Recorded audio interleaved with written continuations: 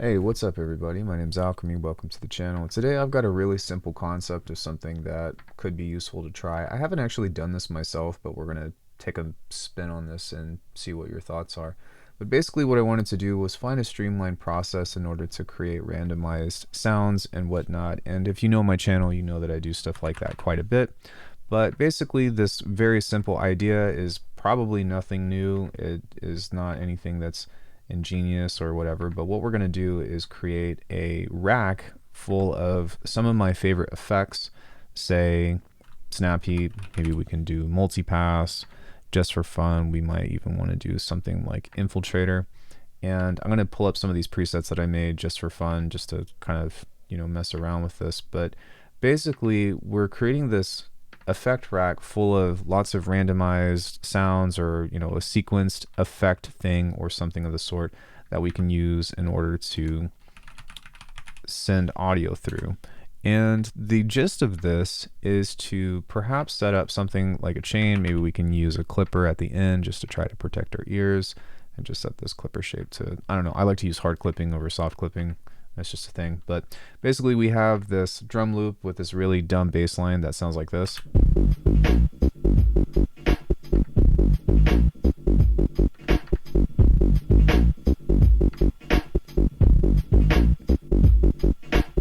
Now within this, what we can do is we can actually highlight both of these, and maybe we can't highlight both of these, but we can do one at a time, and we can send this into the snap heap rack, and then we can send the snap heap, or we can send the faceplant thing into this as well, and solo the snap heap rack. And so basically what we can do with this is start sending stuff into here and start playing around with these racks in order to get a bunch of randomized sounds. But this isn't, like I said, a new concept, but the difference behind this is that as opposed to having an effect rack or one single thing per track, with this idea, something to consider is that you might want to build like a super rack, and then what you can do is you can either automate or turn stuff off, or create a group perhaps even of different, of like all your favorite effects or all of your favorite kinds of racks or types of racks, even, if you will, and start changing and automating in between. So basically what that looks like here on paper is, if we go to the mix, let me find the mix of all of these. There we go. Let me find the main mix. There we go. And then let's just pull up some kind of preset from Infiltrator or something just for funsies. And we can find something that I've used, maybe, sure, drum death. I don't know, whatever. Now that we have something like that, maybe I can find the mix of this one. Mix. There we go. And now what we can do is start playing around with this in between and start finding different things to, break this and make cool sounds. So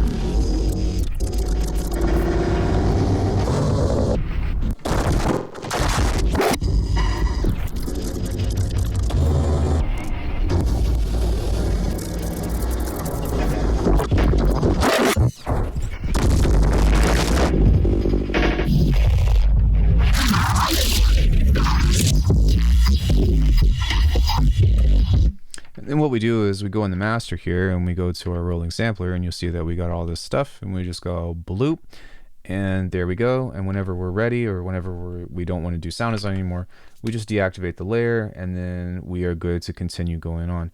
And so what's cool about this is that while you're writing your track and you're needing inspiration and whatnot, or wanting to continue to have ideas to feed into, you don't have to start building these racks or even pull up presets. You kind of have this automated track effect layout that is kind of like a pre-made track rack or something like that, but not quite the same, because what I would like to do is, you know, let's say I wanted to make kicks or something, was right click and go add instrument track or add effect track or whatever, and then just have a preset thing on here. But at least with this, with these effect layers, you can have multiple instances of these if you want to and turn them all off, or you can just have one and then kind of automate this as your template in order to start messing around with or destroying and mangling audio. So I really like doing things this way. Or I've considered doing things this way for a while, and I think that this is something I'm going to start doing. What I also like is that this is independent of any side chaining or anything that you have, so you don't have to turn that off. I don't think so anyways, but it could be a more efficient way to not only save yourself some CPU, but also, you know, give yourself some, you know, really fast access to sending something into those kinds of sounds or whatever. And this is inspired from, you know, doing stuff with the Octatrack or doing stuff with the analog heat, right? Is you're basically just creating this send that allows you to start mangling stuff. And then what's really cool, if you really get into it, is that you can actually create feedback loops between these. So let's say you wanted to create another effect layer or something. Actually, I'll just duplicate this. I'm kind of scared of what this is going to sound like, but the cool thing about this is that within this stuff that's being sent here, as you can see, we can actually either do a feedback system, or we can feedback into audio layer 1. And so what would end up happening is, hold on, we want to send this into effects layer, and then we'll send this back into effect layer 1. So that way they should be feeding off of each other. So let me solo this.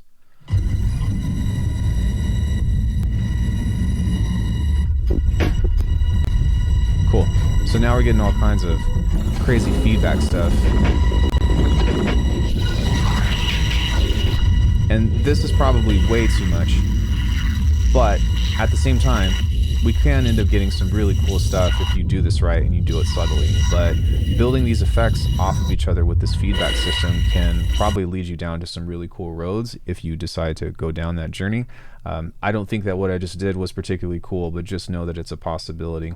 But anyways, that's pretty much the video idea that I have. I know that it's nothing, you know, groundbreaking or whatever, but it is a workflow tip that could be useful to somebody. So be sure to like the video and subscribe to the channel if you haven't already. And if you like these racks that I have, you can get them on via Alckemy.com. There's tons of them now for Faceplant. I'm working on Bitwig racks. It's not done yet, but we're getting there. But anyways, much love, guys. Thanks so much for all of your consideration, and let me know if you got any hacks like this that you want to share in the comment section. Bye.